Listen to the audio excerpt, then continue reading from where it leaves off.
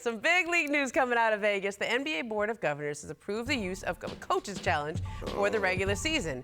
During Summer League, coaches have been able to challenge one play per game. This is video of a successful challenge by the Thunder. Now, teams will have one challenge per game. It can be used to review a called personal foul, a called out-of-bounds violation, or a called goaltend in the final 2 minutes. Or an out-of-bounds violation or goaltending will be challengeable and are exclusively triggered by on-court referees. Mark, are you in or out on the coach's challenge? I'm out. Yeah? Why don't we just have robots ref the games? I mean, leave these guys alone. You got 10 cameras. Everything they do is scrutinized. Everything's super slow motion. Now they got to do this? And then, I mean, now every time they got a challenge, it's 10 minutes long. It's too much. And see, I get what he's saying about slowing the game down.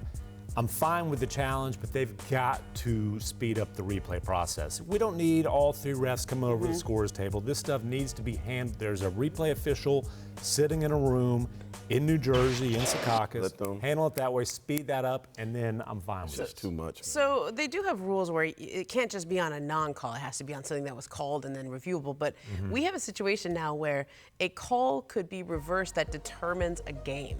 So to initiate a legal timeout, the head coach must signal for the challenge by twirling fingers towards the ref. I don't know what that means.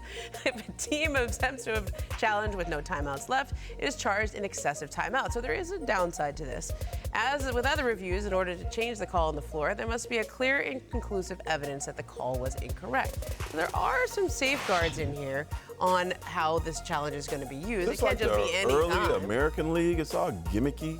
Starting to get everything's a gimmick. Or we gonna have a disco there are night times though when you know that a call is wrong. Records. I mean, it just. And instead of waiting for a makeup call or the last 2 minute report, we you just can go fix to 45 games, 40 minutes. Let's just change everything. Do people get paid the same though?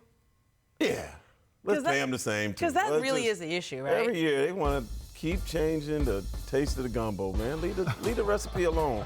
He's old school over here. You know what? It's interesting though. Like the last big refereeing controversy we had was the Rockets whining and crying about the no calls in Game 1 against the Warriors. Well, sorry, this doesn't help them there, but they can't.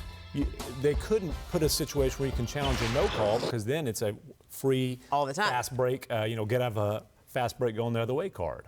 Yeah, and I think if I know refs like I think I do, they've had a tough go because they have to rule in real time. This game happens really fast, and the consequences of their rulings can decide a game. And then they're talked about and reviewed on social media, on TV shows like The Jump the next day. They become a whole storyline. The last thing refs want to do is become a storyline. So I think the end result, Tim, as you pointed out, is going to be you'll see more foul calls because once you make the call, it can be reviewed. But if you don't make the call, then it cannot be reviewed. I wish we could see the stats of the refs that have retired over the last couple of years. I think some have retired early because they're tired and they're worn out and they're tired of all this stuff. Then there's been some referees that have just said, I'm tired of this, I'm going to the college ranks. So now you wonder why there's an influx of new refs and people saying that it's not as good now. It's because they're flipping it over because guys are retiring earlier and guys are leaving to the college level. See, when you say not as good, I want to know the time when people, fans, players, coaches were happy with the officiating. It's never happened. I'm going to go watch college basketball in high school, and then they switch up real quick with respect. Well, yeah, I mean, that's a thankless job. And as you say, it's gotten harder and harder, and then you second guess yourself, and then you are afraid to make calls. They need to get rid of that too. Yeah, but I think this actually switches everything because if you're a ref, you don't want to make a call that decides a game.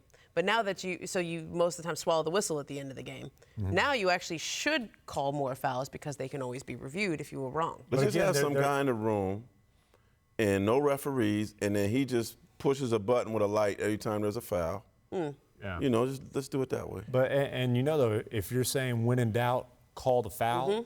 Well, if it's a clean block and it gets your team out in transition the other way, you are hurting a team there, even if ultimately that particular call is happened to Zion. Is right on his first game. He had a fast break and got fouled. So I'm rooting. The only thing I worry about is the turn there with the finger instead of the coach's flag, because that's what everybody wants to see. I want to see him throwing it. Oh yeah. I think they should have to shoot a flare or something. That's right. Thanks so much. much for watching ESPN on YouTube. For more sports analysis and highlights, download the ESPN app. And for live streaming and premium content, subscribe to ESPN+.